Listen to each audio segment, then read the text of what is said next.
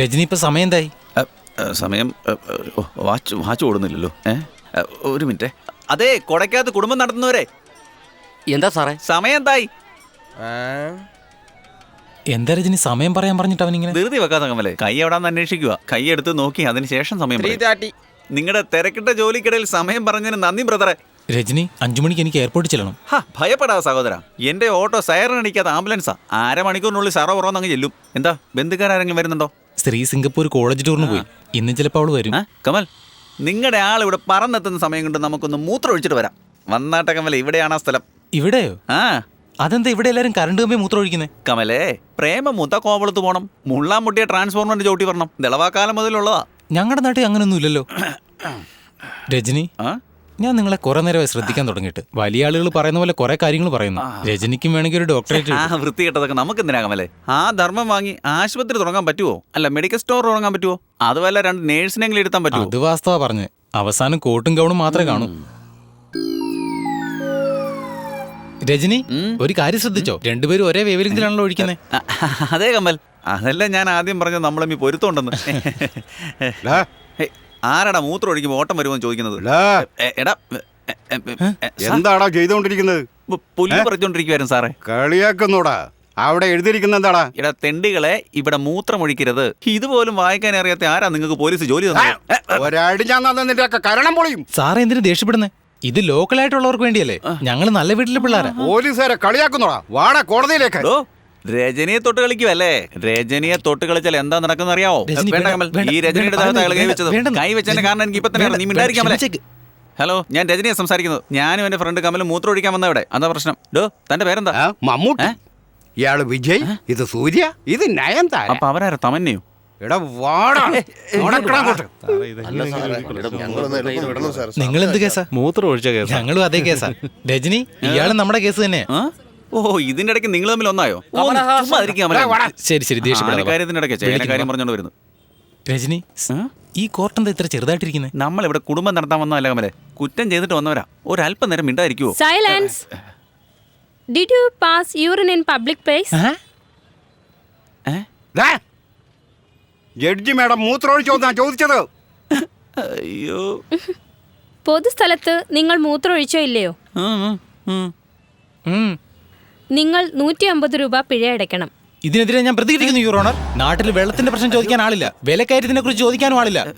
ചുമ്മാ ഇരിക്കും രജനി. മൂത്രം ഒഴിച്ചാണ് ഇത്ര വലിയ പ്രശ്നമായത്.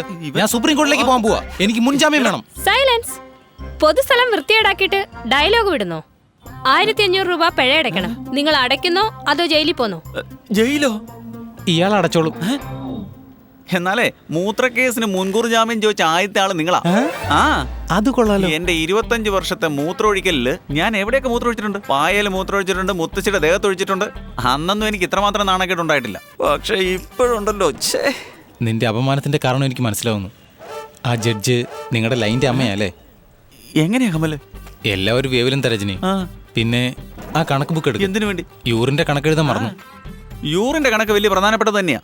അത് വീട് കമലേ. നിന്റെ ആള് ഫോറിനിൽ പോയില്ലേ? ആ കഥ പറ. കണ്ണേട്ടാ, എവിടൊക്കെ അന്വേഷിച്ചെന്നറിയോ? എന്താ എവിടെ നിൽക്കുന്നേ? സർപ്രൈസ് തരാൻ വന്ന. ഓ, കോട്ട് സൂട്ട്. എന്താ? പിന്നല്ലാതെ ഫോറിനിൽ പോവല്ലേ, ഫ്രണ്ട്സ് ഒക്കെ ഉണ്ടാവില്ലേ? എല്ലാരും നോക്കിയിട്ട് അയ്യോ ശ്രീയുടെ മുറച്ചക്കനെ കണ്ടോ, എത്ര സൂപ്പർ ആയിട്ടുണ്ടെന്ന് പറയണ്ടേ? അല്ലേ ആന്റി? ഇതെന്തിനാ ഈ പൂവ്? ആന്റിക്കാ ഇത്. കോളേജ് ടൂറിന് സമ്മതിച്ചില്ലേ?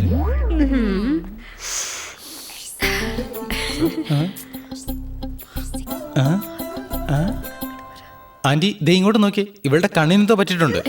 ഏയ്, എന്തു പറ്റി? ഒന്നുമില്ലമ്മേ, ഞാൻ ലഗേജ് എടുക്കാൻ വേണ്ടി കണ്ണേട്ടനെ വിളിച്ചതാ. വാ കണ്ണേട്ടാ. ഇപ്പൊ വരാം ആന്റി.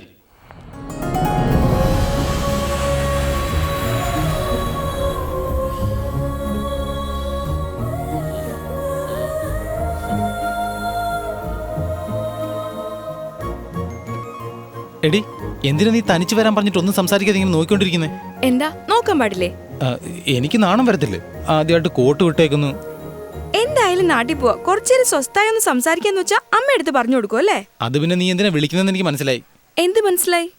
കെട്ടിപ്പിടിക്കും, പിന്നെ ഉമ്മ തരും, അവിടെ എവിടെയെല്ലാം കൈവെക്കും. അങ്ങനത്തെ ആളൊന്നും അല്ല ഞാൻ. വീട്ടുകാര്യമല്ലാതെ വേറെ ഒന്നും അറിഞ്ഞൂടാന്ന് വിചാരിച്ചപ്പോ ഇത്തരം കാര്യങ്ങളൊക്കെ അറിയാല്ലേ? ഇനിയും കുറച്ചും കൂടെ അറിയാം. മതി മതി, പോകാൻ നോക്ക്. എന്താ പറയണമെന്ന് പറഞ്ഞ? പറയാനുള്ളതൊക്കെ പറഞ്ഞു, വിട്ടോ. പോ. ഏട്ടാന്നും വിളിക്കത്തില്ല, ഉമ്മയും തരത്തില്ല.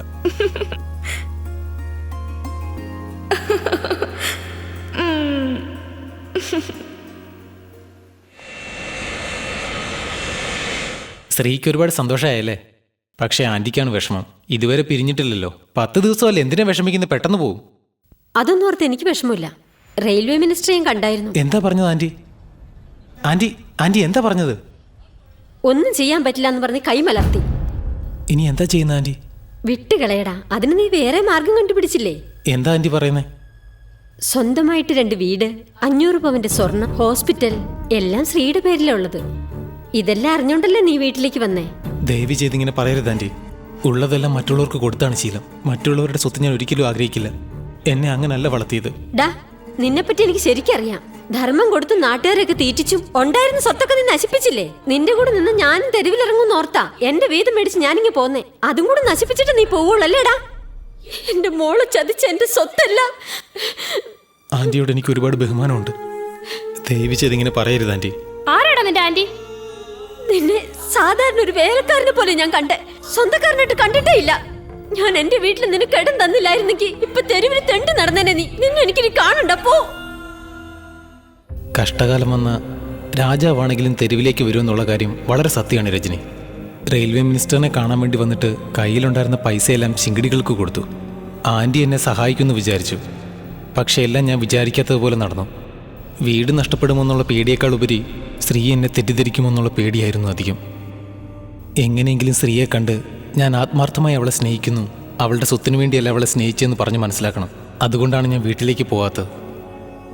ഈ ഒരാഴ്ചയായിട്ട് തെരുവ് തോറും കിടക്കാൻ സ്ഥലമില്ലാതെ, കഴിക്കാൻ മാർഗമില്ലാതെ ഒരു ഭ്രാന്തനെ പോലെ അലയുകയാണ്. അപ്പോഴാണ് രജനി വന്നത്. ചോറ് വാങ്ങിത്തന്ന്, കടല വാങ്ങിത്തന്ന്, മൂത്രം ഒഴിച്ചതിന് വരെ ഫൈൻ അടച്ച്. അതിനുപരി എന്റെ കഥ മുഴുവൻ കേട്ടുകൊണ്ട് നിൽക്കുന്നല്ലോ. സത്യത്തിൽ നിങ്ങൾ രജനിയല്ല, ദൈവമാണ്. രജനി, രജനി എന്താ പറ്റിയേ? രജനി, രജനി, രജനി, രജനി എണീക്ക്. രജനി, ഇതാ വെള്ളം കുടിക്ക്. എന്റെ കഥ കേട്ടപ്പോ തന്നെ കുഴഞ്ഞു വീണല്ലോ. അപ്പൊ എന്റെ അവസ്ഥയൊന്ന് ആലോചിക്കും. അതെ കമലേ, നിങ്ങളുടെ കഥ കേട്ട് കുഴഞ്ഞു വീണെന്നല്ലെന്നേ. അപ്പൊ എന്റെ കഥ കേട്ട് ഫീലായതല്ലേ? അയ്യോ, അത് കേട്ട് ഞാൻ ഫീലായതല്ല. എനിക്ക് ചിലവായ കാശ് ഞാൻ എങ്ങനെ തിരിച്ചു മേടിക്കുമെന്ന് ഓർത്താ. പിന്നെ ഈ പോക്കറ്റിൽ ഒരു 500-1000 കാണുവോ? ഇല്ല രജനി. ഒരു 100-50? അതും ഇല്ല രജനി. 10-20? ഇല്ല രജനി. 10 പൈസ 20 പൈസ അതൊന്നും ഇപ്പൊ ആർക്കും വേണ്ടല്ലോ. ആ, വേണ്ടുന്നതാണെങ്കിൽ നിങ്ങൾ ലോറി കണക്കിന് എന്റെ മുമ്പിൽ കൊണ്ടുവന്ന് കൊട്ടുമായിരിക്കും. ഒരു വെള്ളവും പാക്കറ്റും പോലും മേടിക്കാൻ കഴിവില്ലാത്ത ഇവനെ കൊണ്ട് നടന്ന് കറക്കിട്ട് CC അടക്കാൻ വെച്ചിരുന്ന കാശ് ഞാൻ എടുത്ത് ചെലവാക്കിയല്ലോ. രമണി ചേച്ചി രജനി എന്നെ കുറ്റപ്പെടുത്തുന്നതിൽ അർത്ഥമില്ല. ഞാൻ ആദ്യം തൊട്ടേ പറഞ്ഞതല്ലേ എന്റെ ഈ ചേഞ്ച് ഇല്ലാന്ന്. ഇവിടെ കമലേ, ചേഞ്ച് ഇല്ലാന്ന് പറയുന്നത് വേറെ, കാശില്ലാന്ന് പറയുന്നത് വേറെ. ഓ, എന്തോന്നോ കേട്ടോ. ഇതുവരെ 2550 രൂപ ചെലവാക്കിയിട്ടുണ്ട്. മര്യാദയ്ക്ക് ഞാൻ ചെലവാക്കിയ കാശ് തിരിച്ചതാ. അല്ലെങ്കിലുണ്ടല്ലോ ഈ രജനിയുടെ സ്വഭാവം മാറും കമൽ. മര്യാദയ്ക്ക് കൈയെടുക്ക രജനി. വേണ്ട കമൽ. പറയുന്നത് കേക്ക് രജനി. ഈ കമലിനെ കുറിച്ച് നിനക്കറിയില്ല. അത് തന്നെയാ ഞാനും പറയുന്നേ. ഈ രജനിയെ കുറിച്ച് നിങ്ങൾക്ക് അറിയില്ല കമൽ. എന്താ രജനി? ഞാൻ അടിച്ചാ താൻ തിരിച്ചടിക്കുവോ? മറ്റിടത്ത് പണി കാണിക്കരുത്. നീയല്ലേ കാശ് തരേണ്ടത്, എന്നിട്ട് എന്നെ തല്ലാൻ വരുന്നു. ഒരു കാര്യം ഞാൻ പറഞ്ഞേക്കാം കമലെ, ശത്രുവിനോട് പോലും ഞാൻ ക്ഷമിക്കും. പക്ഷെ കൂടെ ഇരുന്ന് കുഴി തോണ്ടുന്നവനോട് ഒരിക്കലും ഞാൻ ക്ഷമിക്കില്ല. ഒന്ന് മനസ്സിലാക്കിക്കോ രജനി.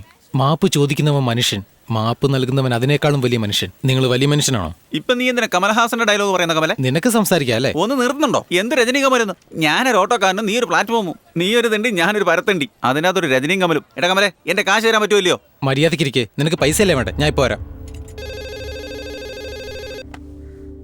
ഹലോ മുത്തശ്ശൻ, ഞാൻ കമല. മോനെ, സുഖം തന്നെയാണോ? എനിക്ക് സുഖ. അവിടെ എന്തുണ്ട് വിശേഷം? എനിക്ക് സുഖം തന്നെ. ദിവസവും നീ വിളിക്കാറുണ്ടല്ലോ. 10 ദിവസമായിട്ട് എന്താ മോനെ വിളിക്കാതിരുന്നത്? ആന്റിയുടെ കൂടെ പോയി മന്ത്രിയെ കണ്ടോ മോനെ? ഇപ്പളാ വിളിക്കാൻ വേണ്ടി സമയം കിട്ടിയത്. ആന്റി ശ്രമിക്കാമെന്ന് പറഞ്ഞു. മോനെ, അവിടെ ഇവിടെ ഒന്നും അലഞ്ഞു നടക്കരുത്. വേഗം മുഖ്യമന്ത്രിയെ കാണാൻ നോക്ക്. മുത്തശ്ശ, അദ്ദേഹത്തിനെയൊക്കെ ഞാൻ എങ്ങനെയാ കാണുന്നത്? ഞാൻ പറയുന്നത് കേക്ക് മോനെ. അദ്ദേഹം നല്ല മനുഷ്യനാ. എന്ത് സഹായം വേണമെങ്കിലും ഉടനെ ചെയ്തു തരാമെന്ന് പറഞ്ഞിരിക്കുക. അതുകൊണ്ട് ഒത്തിരി നേരം സംസാരിക്കുന്നത് കണ്ടിട്ട് എന്റെ കാശ് കിട്ടും തോന്നുന്നു. ശരി മുത്തശ്ശ, ഞാൻ ഇന്ന് തന്നെ പോയി കാണാം. മുത്തശ്ശൻ വിഷമിക്കണ്ട. നമ്മുടെ വീട് നമ്മളെ വിട്ട് പോകില്ല. ധൈര്യമായിട്ടിരിക്കണം. ശരീരം നോക്കണം. ഞാൻ പിന്നെ വിളിക്കാം. എന്നെ ഓർത്ത് വിഷമിക്കണ്ട മോനെ. ആ കമൽ സാർ, ആ അല്ല ഫോണിൽ കൂടെ പറഞ്ഞ് ക്യാഷിന്റെ കാര്യം ശരിയാക്കിയോ? ഇല്ല അയ്യപ്പ, അച്ഛനോട് സംസാരിച്ച് ഒരുപാട് നാളായി. ഫോൺ ചെയ്ത് കാര്യങ്ങളൊക്കെ പറയുമായിരുന്നു. എന്താ പറഞ്ഞത്? ഒരു എംബോക്കി ഓട്ടോക്കാരനെ കിട്ടിയെന്നാണോ? അവനെ കൂടെ കൊണ്ടുവരുന്ന പറ്റിക്കാണെന്ന് പറഞ്ഞു. അയ്യോ, എന്നെ വിശ്വസിക്ക അയ്യപ്പ, ഞാൻ ആരെയും പറ്റിക്കില്ല. തീർച്ചയായും ഞാൻ കാശ് തരും. ശരി, വാ, വണ്ടി എടുക്കും. അതെ, വിളിച്ചാ ഞാൻ വരില്ലെന്ന് കരുതി 2 സെന്റിമെന്റ്സ് അടിച്ച് കൂട്ടിക്കൊണ്ടുപോകാന്ന് കരുതിയോ? നിന്നെ വിശ്വസിക്കാൻ കഴിയില്ല. എവിടെയാ പോണ്ടേ? CM-നെ കാണാൻ പോകണം. Confirm confirm. എന്ത് കൺഫേം? നിനക്കാണെങ്കിൽ ഓട്ടോ ഭ്രാന്ത്. എന്നെ കൂട്ടിക്കൊണ്ട് മിനിസ്റ്ററുടെ വീട്ടിൽ പോകണം, CM-ന്റെ വീട്ടിൽ പോകണം എന്ന് പറഞ്ഞ് നാട് ചുറ്റുവാ. അടുത്തതിന് എവിടെയാ? ഡൽഹിയിൽ പ്രൈം മിനിസ്റ്ററിന്റെ വീട്ടിലോ? അല്ല അയ്യപ്പ, 1 വർഷത്തിന് മുമ്പ് CM ഞങ്ങളുടെ വീട്ടിൽ വന്നപ്പോ മുത്തശ്ശന്റെ കൂടെ സംസാരിച്ച് അവിടുന്ന് കഴിച്ചിട്ടാ പോയത്. ആള് നല്ല കഥ പറച്ചിലുകാരനാണല്ലോ. നിങ്ങൾ പറയുന്ന കഥ കൊണ്ട് 2000 കുട്ടികൾക്ക് ചോറ് വാരി കൊടുക്കാം. പറയുന്ന കേക്ക് അയ്യപ്പ, CM ഞങ്ങളുടെ വീട്ടിൽ വന്നേ.